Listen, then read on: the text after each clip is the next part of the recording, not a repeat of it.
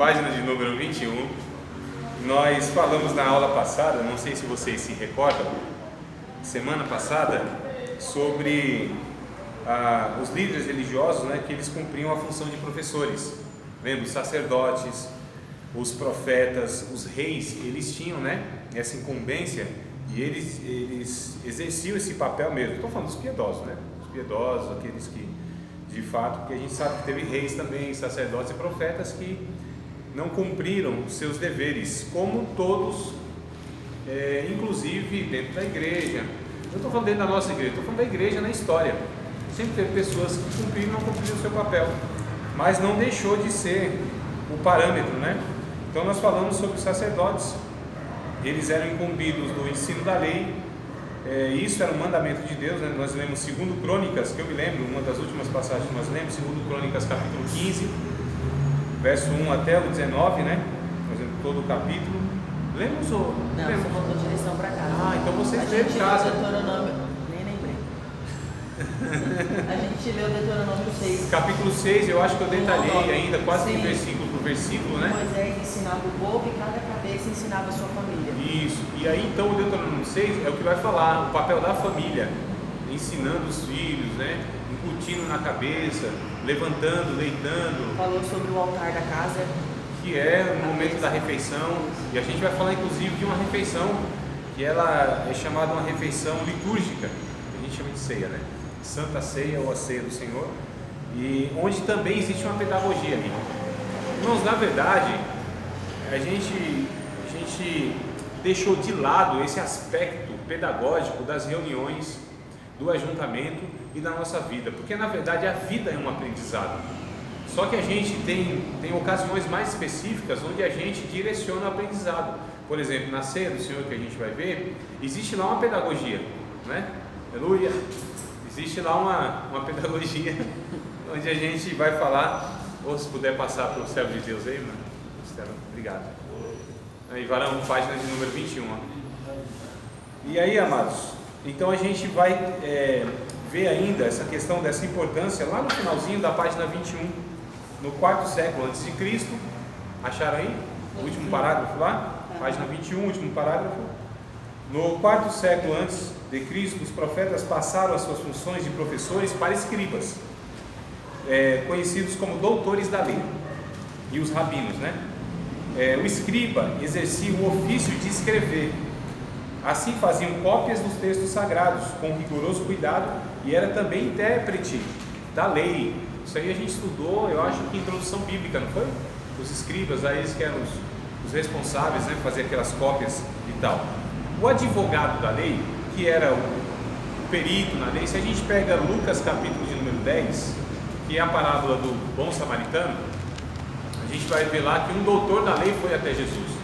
Dependendo da versão, um perito na lei, doutor, perito, advogado, né? Então dependendo da versão vai ter esses 3 termos, tá? Então era essa pessoa, essa figura que era responsável aí por estar ensinando, né? O doutor da lei era um juiz erudito que precisava saber de todos os antigos e se dedicava ao estudo dos profetas. Era hábil para penetrar nas sutilezas das parábolas e investigar profundamente o sentido dos provérbios. Esse erudito juiz tinha o hábito de, antes de amanhecer, fazer a sua meditação e orar a Deus, seu Senhor. Segundo o livro da sabedoria, um livro apócrifo, né?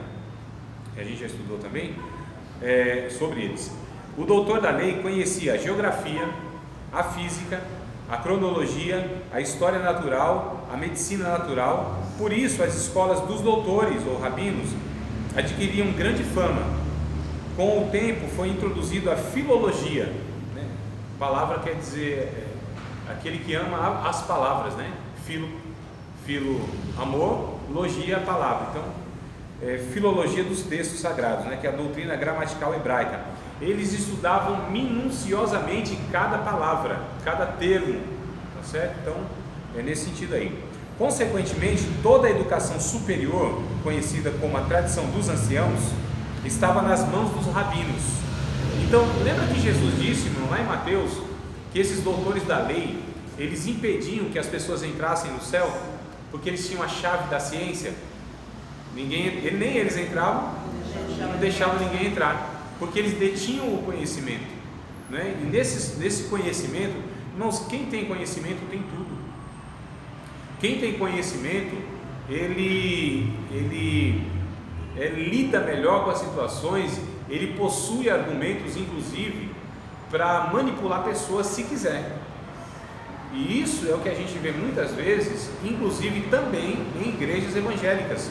Homens com poder de argumentação, né, pela oratória, pelos próprios argumentos, levam as pessoas a fazer coisas que a gente acha absurda. Absurdo, irmãos. Mas como pode? Eles têm o poder do argumento. Não é? De certa forma, por exemplo, vocês, de alguma maneira, estão sendo convencidos por mim, aqui, a pensar alguma coisa. Não é verdade? Né? Agora o que acontece? É lógico que vocês entendem, e eu também acredito nisso, que nós estamos aqui em honestidade. E aí vocês entendem que eu sou uma pessoa que deve ser dado crédito pela vida. Talvez até não me conheça tanto como deveriam me conhecer, né? Mas alguns, aliás, já está há bastante tempo, né? Então talvez já possa traçar um perfil assim de se eu sou uma pessoa idônea ou não. Estelinha, tu é assistente sem querer aqui, por favor. Só cuidado aí para não dar sapateada aí. Então, amados, voltando aqui para a questão.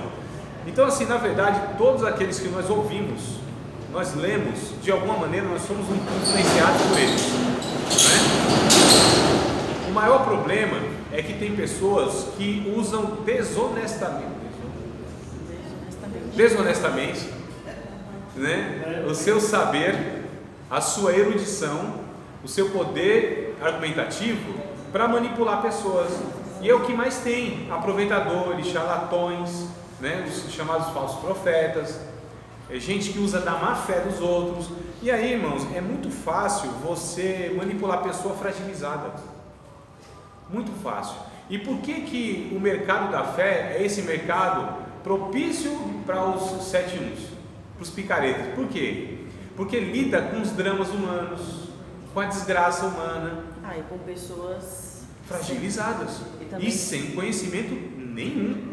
Porque se hoje alguém vem tentar nos enrolar, a gente já tem uma base, né, para contestar, para debater.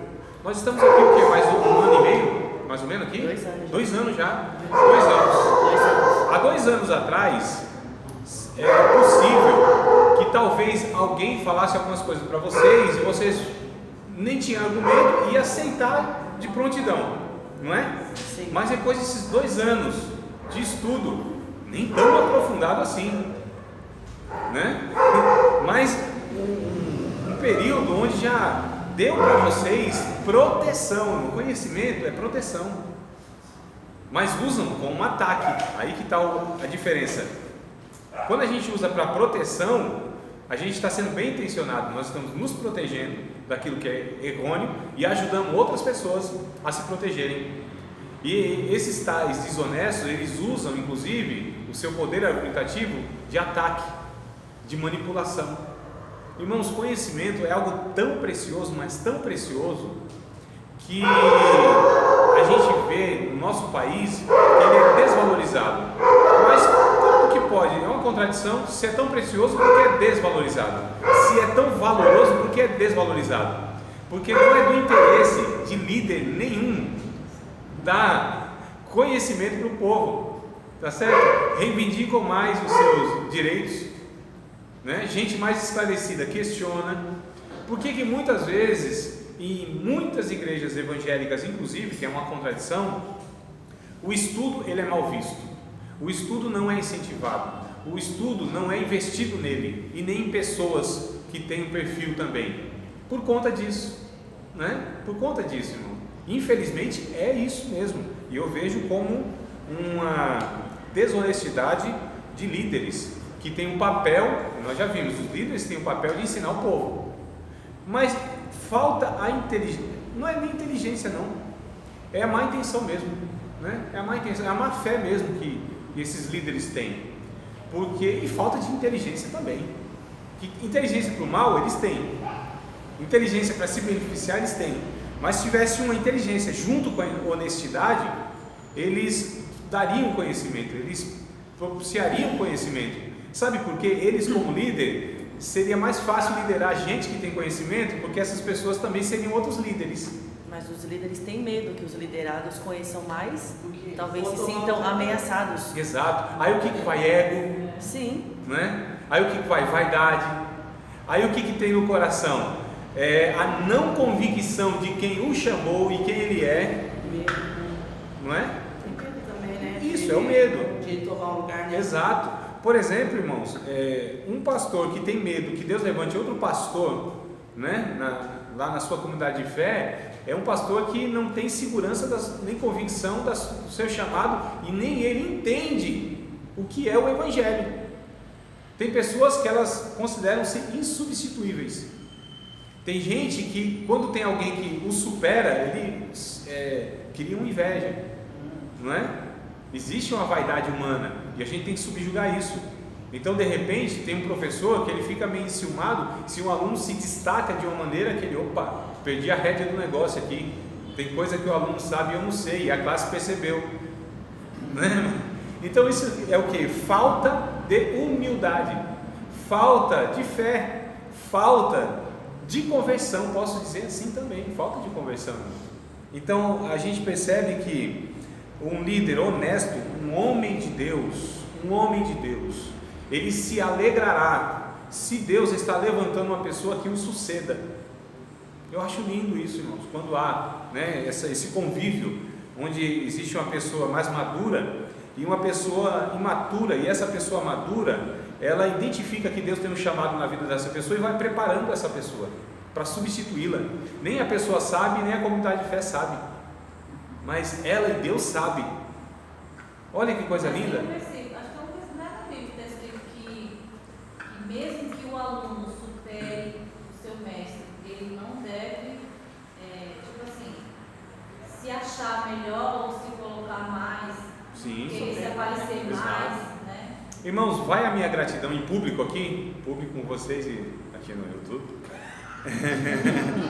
Vai a minha gratidão pelos meus líderes, quando eu iniciei a fé, porque eu não entendia nada de Bíblia, não sabia nada de nada, era uma pessoa imatura, não tinha tolerância com muita coisa, tá certo? Era uma pessoa que, como eu vou dizer, que não tinha o fruto do Espírito, né, como eu tenho hoje.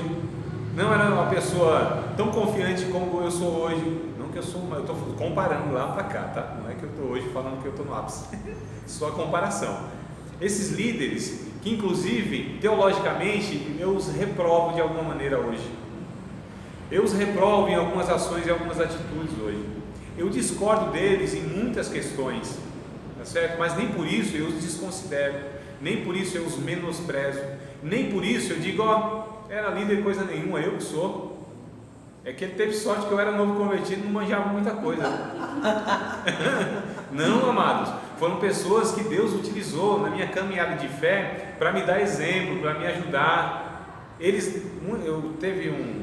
Não tem um servo de Deus, faço questão de falar o nome, porque a gente precisa, né, falar em público bem das pessoas. Não, nem público, nem nos bastidores, mas presbítero José Nascimento, um homem que é o seguinte, teologicamente, irmão, tem as suas limitações, e muitas limitações. Gente simples, sabe, gente simples, trabalhou na roça, gente simples, pouca leitura, mas quando ele subia no púlpito e pregava a palavra, inclusive assim, ele foi meu professor de escola dominical. Eu era um novo convertido, tinha 1 ano e meio que eu tinha aceitado a Cristo, só que eu e tinha mais uns 2, 3 jovens lá, a gente gostou de estudar a Bíblia, né?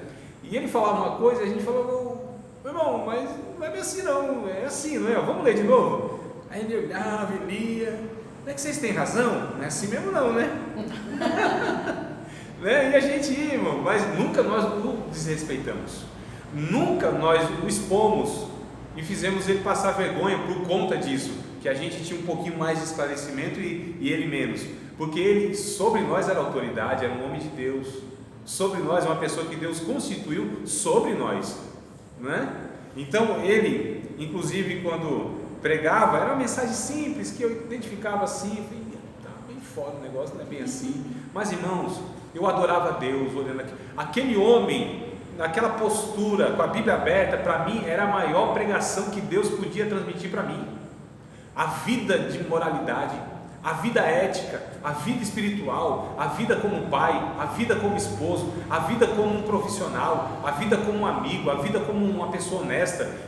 Podia subir um doutor lá que, para mim, sabe, massageia o intelecto, satisfaz o intelecto, mas, irmãos, não é para nós inspiração muitas vezes. Então essa é a questão. Cuidado muitas vezes para você desprezar um ou outro, né? Correndo esse risco. Fala, não, agora eu sou esclarecido, e você vai desprezando. Não, pelo contrário.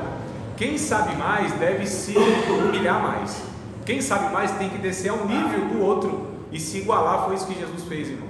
Então o conhecimento que nos leva a exaltar-se, esse conhecimento, a Bíblia diz que é terreno, animal e diabólico.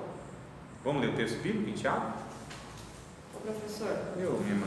mas tem um versículo na Bíblia que diz assim: instrui o sábio e ele se tornará mais sábio, né? Isso. Mas não é todo mundo assim, de repente a pessoa vai conversar e aceita essa conversa, esse diálogo, não, né? Eu sei, ele coloca eu sei, eu posso, Isso. eu já manjo, Deus fala só comigo, não fala, não é? Ângela, o Provérbios que você citou, existe outro provérbio no livro de Provérbios que diz, aliás, existem vários outros provérbios no livro de Provérbios para falar desse assunto. Diante da honra vai a humildade, por exemplo, não é? Aquele que se ensoberbece, ele se insurge contra a própria sabedoria.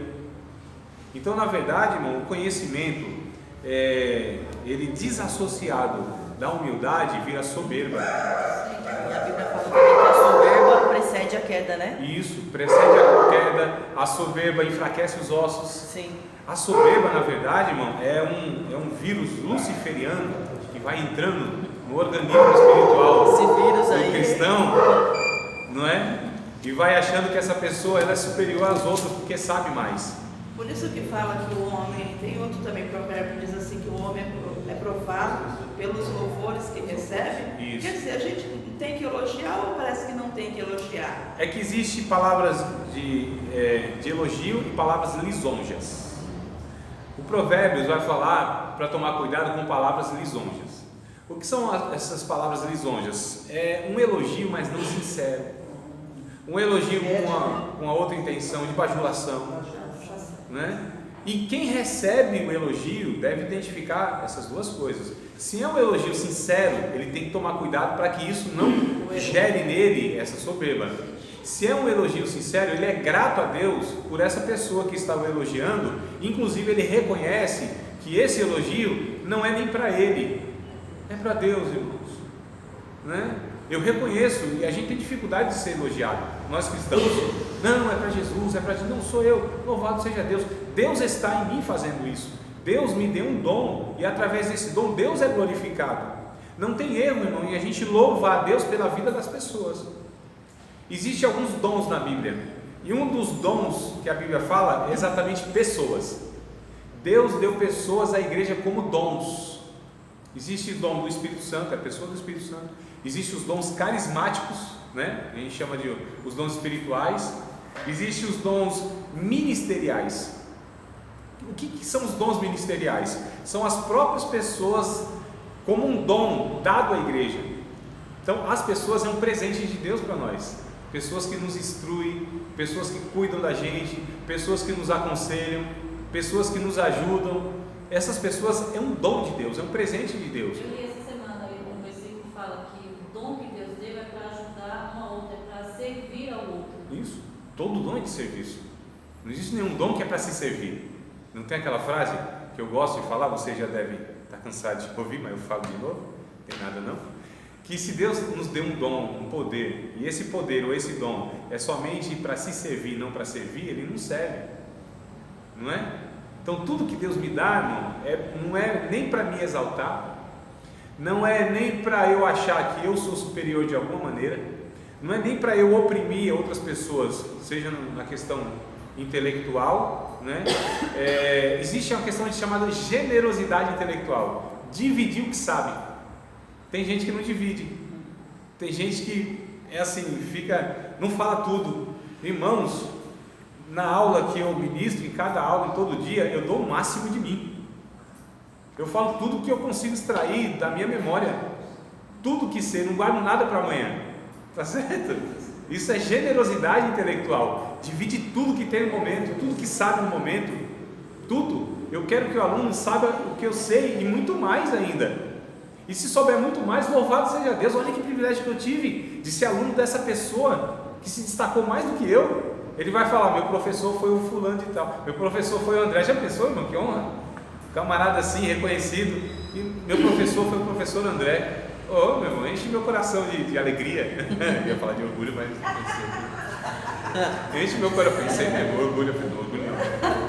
Aqui o negócio. O Espírito Santo já entrou aqui nos neurônios, deu um relâmpagozinho no neurônio, foi orgulho não, André, alegria, foi alegria, amém. Me enche o coração de alegria, irmão. Já pensou coisa boa? Né? Hoje eu sei que alguns alunos meus são professores de teologia. Olha que coisa boa. Louvado seja Deus que Deus me usou para preparar essa pessoa foi avante, passou à minha frente. Graças a Deus, irmão. Coisa boa. Quem é maior? Mas nem todo mundo pensa assim. Eu acho uma boa parte. Muita gente. Infelizmente, Infelizmente. E aí são pessoas que elas não nos inspiram, por mais conhecimento que tenha. Não são pessoas que nos inspiram. Gente que nos inspira são gente simples, né? Gente simples. Nossa, você pode pegar de repente um professor que ele tem um carisma, ele é atencioso, ele considera, e a gente vai falar hoje aqui inclusive, ele considera cada aluno importante, não fala no atacado, não lida com a massa, né? Não fala no coletivo, não arrebanha o povo na manada, ele trata individualmente, ele se importa um por um, ele se dedica um por um, ele considera de fato importante a cada pessoa, inclusive quando se distancia, percebe-se. Pode ter. Pode ter. Você acha que é todo mundo que tem esse chamado de ser um professor? Ou de repente é tipo assim, tem gente que gosta de louvar, de cantar, mas não tem esse dom. Tá ali, sabe? E mesma coisa assim, eu vejo assim, tem professores que dá gosto de ter aula com um fulano. Por algumas características, né? Sabe, ele sabe explanar. Tipo assim, às vezes você faz uma pergunta, ele tem a humildade de falar, não sei, mas vou procurar saber, né? E tem outros que não tá no lugar errado, né, professor? Mas tem gente que sabe, tem gente que tem conhecimento, tem gente que dá uma aula que a gente fica de boca aberta, porém, às vezes não tem essas características que eu julgo ser essenciais para um ensinador. Humildade, sensibilidade, generosidade, compaixão, empatia, simpatia, né? São características que são inseparáveis àquele que ensina, porque o que ensina, ele não só ensina, ele compartilha, e compartilha o que é conhecimento, também, não só, principalmente vida. A gente está lidando aqui com conhecimento divino, a gente está lidando aqui com aquilo que Jesus disse em João 6:63, se me falha a memória. As minhas palavras são espírito e vida. Nós estamos aqui comunicando vida, irmãos. Nós somos canais de Deus, do Espírito Santo, ferramentas usadas pelo Espírito Santo para comunicar, compartilhar vida, para alimentar pessoas. Sim, então essa é a questão. Mas você acredita que todos foram? Não. Tem pessoas que têm chamado para serem professores, mas lhes falta, ou eles se perderam no meio do caminho. Há uma série de fatores aí. Como tem gente que também não tem chamado e tá lá. Também. Não, diga, Nego. Você foi chamado para isso. O Nego isso. está com a senha ali faz meia hora. Diga. Você foi chamado para isso. E se acredito dedicou. que sim. Então, você acredita que sim, mas você se dedica. Procuro também. Então, mas tem pessoas que Então, é assim, irmãos. que nem foram chamados. Existem professores relapsos, professores ruins, professores bons e dedicados. Sim. Existe obreiros dedicados, né? E obreiros relaxados. Existem músicos relaxados e músicos dedicados. Existe em toda área, em toda ocasião, gente que, embora tenha uma certa aptidão para o negócio, mas lhes falta uma série de outras coisas. É um conjunto, não é uma coisa só, não. Não é só conhecimento. não é só carisma, não é só isso e aquilo, é um conjunto, né? É um conjunto de elementos que vão se agregando e formando a pessoa, o caráter, o desejo por Deus. A gente está falando de um docente, a gente está falando de um professor, a gente está falando de um mestre, a gente está falando de um ministério eclesiástico, espiritual, bíblico, que é diferente às vezes não, sempre vai ser diferente de um profissional que não seja um servo de Deus, muito diferente. Mas também assim, que você falando que não seja servo de Deus, mas tem professores que são amados, né, nas escolas aí. Sim. Que eles Por quê? Que fazem com amor. Mas por quê? Porque tem essas características que eu falei. São generosos, são atenciosos, são empáticos, são simpáticos, né? São humanos, são sensíveis. Identifica isso na hora. Mas é um humano. Mas é um Humano. né? Aí que pega o negócio disso. Essa questão, irmãos, é o que a gente vai ver aqui. É o que a gente vai ver aqui tá aqui no conteúdo de vocês. Diga, amigo. Posso dar um exemplo? Porque assim, você deu um exemplo agora, né? Fora, né? A esposa ela dá aula para uma classe que é do 5º ano. E tem uma menina lá que ela está com uma dificuldade enorme porque ela tem dificuldade na fala. A dicção. Na dicção. Então ela acaba lendo muito mal. E assim, sofre bullying na sala, né? Porque as pessoas tiram barato dela. E ela está tão preocupada com essa menina. E tem vezes que ela chega em casa, aí ora por ela, você vê, ela está procurando amigas, pessoas que são formadas em fonoaudiólogos, para tentar indicar para a mãe, quer dizer, ela está preocupada com aquela pessoa na sala dela que não está conseguindo fazer o básico ali. Então, isso que eu falei, acho que é esse lado humano, sabe, da preocupação, de entender o outro. Não é querer abraçar todos os problemas da vida do outro, mas sempre que puder estar Mas ao máximo. ajudando. Exato. Essa questão que a gente estava falando antes, André, acho que assim, eu acho que vem um pouco da personalidade da pessoa, porque se falta humildade ou se o professor não tem algumas características, eu vejo que também na vida dele num todo também ele deve ser dessa forma. Não, claro, sim. É trabalhando, é lidando com outras pessoas, Exato, na sim. família. É o caráter dele. Essa coisa da arrogância, de querer ser o melhor, de não deixar ninguém se aproximar. Isso né? é o caráter, né? Isso eu acho que vale, né? Para tudo, não é só no microfone na mão, não é só com a Bíblia expondo e tal, é o caráter da pessoa. Aí que está a questão, aqui que está a grande importância, porque nós não estamos transmitindo conhecimento, irmãos, é vida, é exemplo, é testemunho cristão, isso tem um peso muito grande. Então a gente precisa saber que no ensino cristão, mais do que o ensino em si, de palavras, de instruções, é a vida que conta, muito mais do que qualquer coisa, é a vida que inspira. Então, como eu estava falando desse irmão presbítero, ancião já, meu Deus, ele naquela imagem vendo lá, para mim era Deus falando comigo sem ele falar nada, e eu desconsidero tudo que ele fala que não está coordenado com a Bíblia, porque isso não importa muito. Mas você pegou tudo, a vida dele. Porque não importa muito, porque ele tem limitações, mas aí a gente não deve desprezar, porque irmãos, a gente avalia, aleluia, louvado seja o nome do Senhor. Eu pensei que era promessa.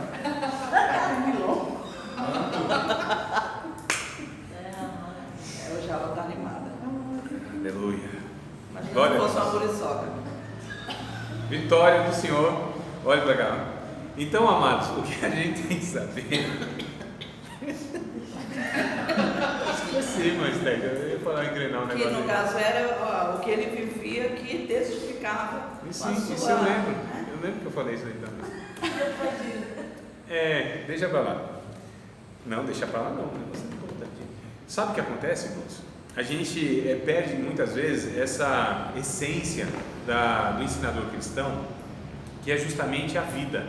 A vida fala tudo, não é? Então, muitas vezes, infelizmente, a gente percebe que alguns cristãos, eles desconsideram. E aí nós damos muito mais valor ao carisma das pessoas do que o caráter das pessoas. Tem um livro, né? Menos carisma, mais caráter. É mais ou menos assim o título do livro, mas a ideia é essa. Então, se tem carisma, a pessoa tem conhecimento, aquela coisa toda e tal, gente boa, e as pessoas desprezam que essa pessoa é um mau caráter, desonesta, porque o que conta é o dom, o que conta é o que as pessoas têm a oferecer no sentido de benefício para as outras, não o que as pessoas são, e a Bíblia ensina o contrário. A Bíblia ensina que nós devemos ser, porque o ter sem o ser, isso é uma contradição existencial, irmão. Um mau testemunho, um mau exemplo. Porque as pessoas estão sendo ensinadas, isso eu estou falando sem falar, né? Estou falando sem as pessoas falarem. Quando elas falam uma coisa e são outras, e as pessoas aceitam isso dessa pessoa, ela está ensinando as outras pessoas que elas também podem ser um mau caráter, um desonesto, e mesmo assim ser uma pessoa aprovada. Isso está errado, totalmente errado, né? Então, a gente precisa pensar nesse negócio aí. Vamos ler um texto aqui do livro, na página 23. Não, desculpa, página 22, né? 22, isso. Metodologia de ensino dos hebreus. Então a gente falou desse doutor da lei e tal. E esses doutores da lei foi reprovado por Jesus até umas horas, né, irmão? Sinceramente, hein? Doutores da lei, hipócritas, vocês... gente que faz filho do inferno 2 vezes. Vocês vão com todo mundo, faz um prosélito, né? Igual vocês, sepulcro caiado, bonitinho por fora, né? Por dentro cheio de ossos, de podridão, tal. Aí Jesus ainda disse assim: olha, eles têm um bom discurso, vocês até podem seguir aquilo que eles falam, mas não imite as obras deles, porque eles falam e não fazem, são hipócritas. Eles estão utilizando da palavra de Deus, obedeçam a palavra de Deus, mas eles não são exemplo para ninguém. Capítulo 23 de Mateus é um esporro que Jesus dá, irmão, nessa raça ruim, nesse povo que causava mais prejuízo para o reino de Deus do que benefício. Eles faziam desserviço para o reino de Deus. Era melhor essas pessoas não existirem, porque elas estão levando muitas pessoas para o inferno, irmão, e não é brincadeira isso. Tem muitas pessoas com o microfone na mão, muitas pessoas com a mídia na mão, muitas pessoas com um livro na mão, mas levando pessoas para o inferno. Muito grande. É por isso que Tiago disse assim: olha, cuidado, não queiram ser mestres, sofrerá mais duro juízo. Falando em Tiago, eu pedi para vocês abrirem Tiago. Qual o capítulo mesmo? 3, capítulo 3, né? Sobre a sabedoria, né? Sobre a inteligência. 13. É isso, Estelinha? É, sabedoria genuína. Ah, tá, é a partir do 13, sim. Mas é um pouquinho. Mas vamos ler desde o 13, que eu acho que é o início mesmo, né? Que ele começa a falar. Se eu conseguir achar Tiago aqui, irmão, eu leio com vocês. Se não, vocês leem aí, tá? É depois de Hebreus, né? Tá certo. Tiago, capítulo 3. Isso, é o 13 em diante. Nós vamos ler então tudo, até o 18. Tá bom? Vamos lá. Quem dentre vós é sábio e inteligente, mostre pelo seu bom trato as suas obras em mansidão e sabedoria. Mas se tendes amarga inveja, sentimento faccioso de divisão em vosso coração, não vos glorieis nem mintais contra a verdade. Não, essa não é a sabedoria que vem do alto, mas é terrena, animal e diabólica. Porque onde há inveja e espírito faccioso de divisão, aí há perturbação e toda obra perversa. Mas a sabedoria que vem do alto é primeiramente pura, olha, irmão, pureza de coração, honestidade, tá certo? Gente de coração puro, inocente. Nossa, que raridade, hein? Que raridade. Depois, pacífica. Amados, o ensinador não gera confusão, contenda, briga, discórdia, divisão de jeito nenhum. O ensinador cristão, ele é chamado de pacificador. Bem-aventurados são os pacificadores, eles vão entrar na terra prometida, não é? Nós temos a mensagem do quê? De paz. Como que eu posso, irmãos, no ensino que eu transmito, dividir pessoas? Como que eu posso gerar essa confusão? Que espírito é que está agindo através da minha vida? Eu posso considerar que de repente pode ter um despreparo da pessoa em abordar um assunto e aí não sabe lidar com o negócio, aí perdeu as rédeas e vira aquela bagunça toda que eu acho que vocês já participaram de alguma coisa assim. Não é? Que a aula assim virou um negócio terrível.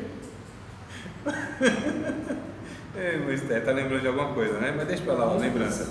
Então vamos lá, pacífica, moderada. Olha, irmão, negócio equilibrado, tá certo? Nem para cima nem para baixo, né? Nem exagerado, então moderado. Negócio que é moderado também tem um sentido de temperado. Sabe aquela comidinha temperada? Tá no ponto, nem salgada nem insossa. Minha terra diz insossa, né? Então é isso aí, moderado. Tratável, Olha que coisa boa, irmão. Tratável. Gente que trata, gente que cuida, gente que sara, gente que lida com a outra pessoa de uma maneira prazerosa, tratável. Isso eu acho interessante. Cheia de misericórdia, não é só que tem misericórdia, é cheia, é plena, transbordante de misericórdia. Que coisa boa, né? Quando um professor, um orientador, um conselheiro olha para o outro assim e ele se enche de misericórdia e vê a pessoa como uma pessoa digna de ser ajudada. Coisa boa, irmão. Nossa. Cadê? É onde está? Tá por aí, meu Deus do céu. Tem alguma coisa errada, então, se vocês não estão O achando. negócio está feio na terra, né? Agora tá bom, eu vou propor uma coisa. Já que está em extinção, já que está difícil de achar essas pessoas, já que está parecendo assim uma mosca branca de olhos azuis, né? Já que está difícil, então que sejamos nós essas pessoas. Nossa, o negócio está feio. Então, mas que a gente possa embelezar então essa feiura. Sim, irmão, estou falando sério. Então que a gente possa ser essas pessoas, já que o negócio está feio, já que está ruim aí, né? Nossa, mas é que às vezes nadar sozinho cansa. Sim. Mandorinha só não. Até os jovens se cansam e se fadigam, mas Então, os que esperam no Senhor renovarão as suas forças, subirão com asas como águia. Nadar sozinho e contra, não é só sozinho, contra a correnteza, Estela.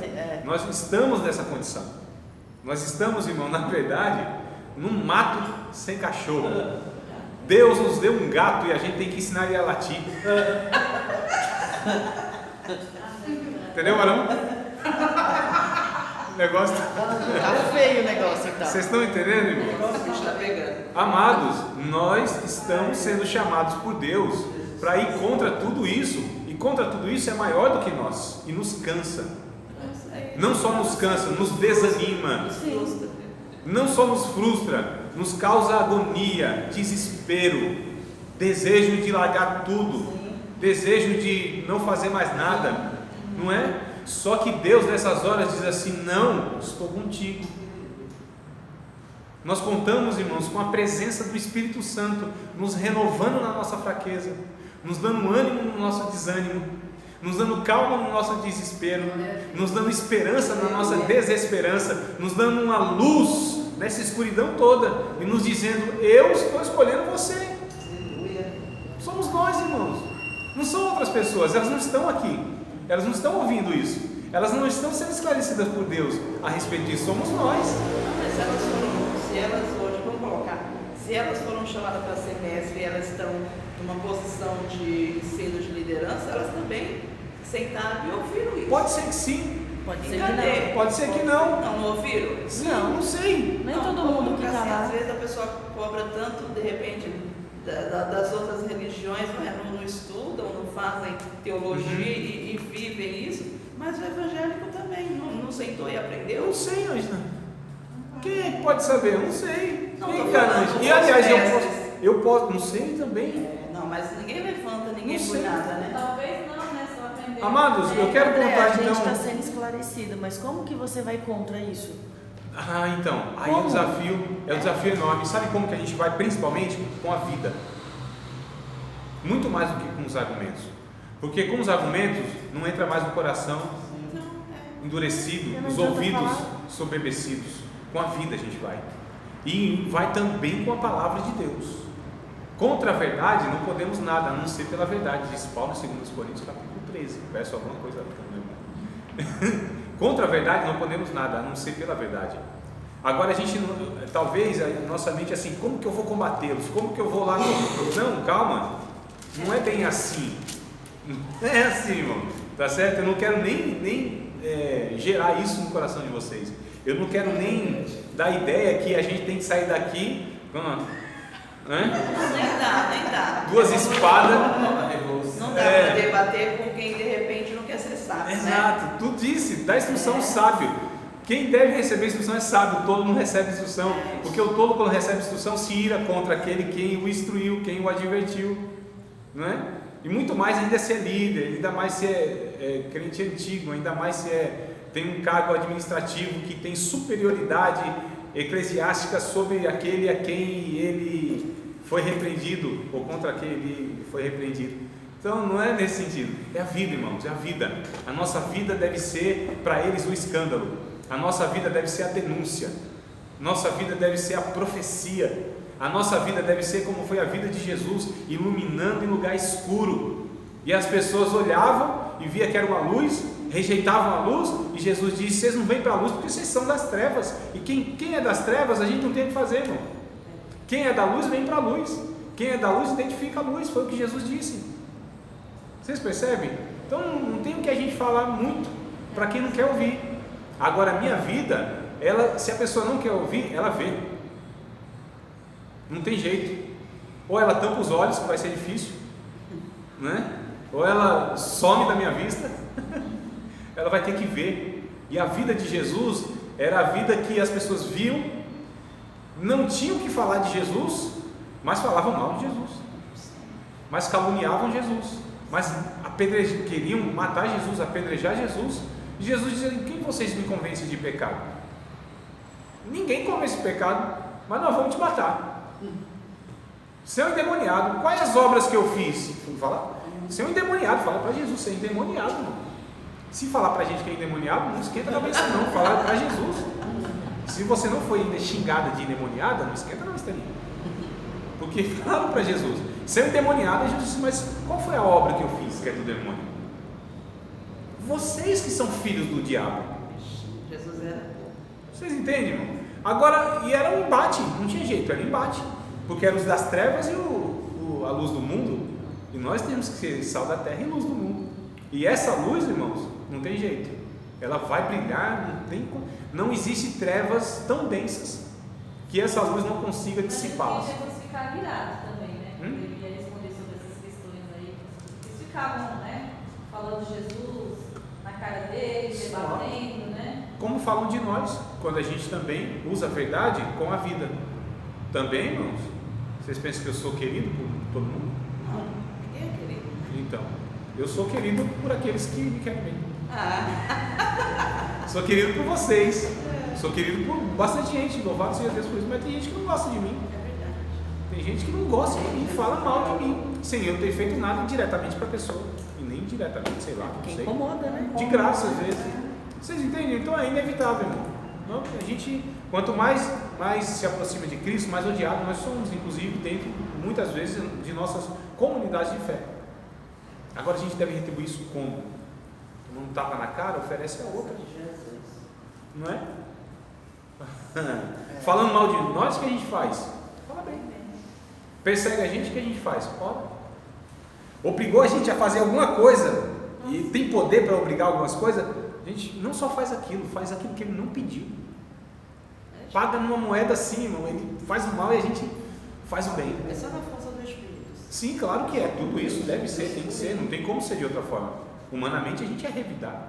Humanamente a gente ia caluniar mais ainda. O que um malvado pode fazer, a maior maldade que ele pode fazer contra mim é me tornar como ele. O que o fofoqueiro pode fazer de mim não é falar mal de mim, é fazer com que eu também fale mal dele. Aquele que destila ódio, o seu ódio só tem poder para mim se eu também destilar o ódio igualmente. Isso é um perigo, irmãos. E a gente tem uma tentação enorme, porque muita gente fala assim: mas eu não fiz nada. A verdade está do meu lado. Só que nós somos convidados muitas vezes para deixar esse nosso direito de lado e pagar do jeito que Jesus fez. Pagou com a vida. Nós somos chamados para um martírio, meus amados. Já falei para vocês em outra ocasião. Jesus, ele deu exemplo, fez o que fez tudo de bom para as pessoas no final fizeram o quê? Crucificaram. A gente não foi crucificado ainda, não foi chamado de endemoniado ainda, tá, tudo, para a gente está uma vantagem enorme. Aí Jesus disse assim: olha, basta o discípulo ser igual ao seu mestre. Nosso mestre é Jesus. Então, se a gente ainda não sofreu no nível de Jesus, não, vamos seguir um pouquinho mais para frente, que a gente está ainda ruim, está mal, né? Ele não sofreu o tanto que devia sofrer e o que deve sofrer. Não, o negócio ainda está muito bom para a gente, tá? O negócio está bom demais. Quando a gente chegar na crucificação, a gente fala: igualei-me ao Senhor. Ah, não tem nem como igualar, sabe por quê? Porque ele não tinha nenhuma, e nós ainda às vezes tem um pezinho lá que dá motivo, não é? A gente às vezes tem a gente dá um motivo às vezes para, às vezes as pessoas falarem mal, perseguir alguma coisa ou outra, às vezes dá, e Jesus não. Então se Jesus não tinha motivo nenhum que as pessoas fizessem o que fizeram com ele, e mesmo assim ele disse, olha, isso aqui, estou dando um exemplo, nós somos chamados para uma coisa, sofrer. Esse é o chamado de todo cristão, está escrito. Não é para ter vitória, né? Não. Calma que eu não parei, quero completar o versículo. Deixa eu completar o versículo, pode ser? Primeiramente, tão pura, foi onde a gente parou, que parece que teve essa definição. Não, tratava, né? Tratava. Cheia de misericórdia, obrigado. Perguntaram onde achava essas pessoas. Aí eu disse, está aqui, ó. Só olha um para o outro, olha um para o outro e diz assim, é tu. Então, cheia de misericórdia, somos nós. E bons frutos, sem parcialidade, sem hipocrisia. Olha, o fruto da justiça semeia-se na paz, para os que exercitam a paz. Isso aqui é inteligência bíblica, é sabedoria bíblica. Isso aqui deve ser. É difícil não, é impossível. Não tem nada difícil aqui. A esfera do impossível. Não tem nada difícil na Bíblia. Tudo é impossível. Não tem nada Não difícil. de nós mesmos, não de nós. Né? Amados, nós estamos sendo convidados para viver o impossível. Com certeza. Isso só se vive pela fé no Cristo, pela força do Espírito Santo, subjugando a velha natureza. Você pensa que é fácil o trem? Por isso que ele tem que preparar a noiva mesmo, né? Amados, vamos lá, porque esse discurso ficou tão duro que eu acho que eu vou parar para o intervalo. Não, né? Eu não estava nem planejando esse negócio desse jeito assim hoje não. Então. Tá bom.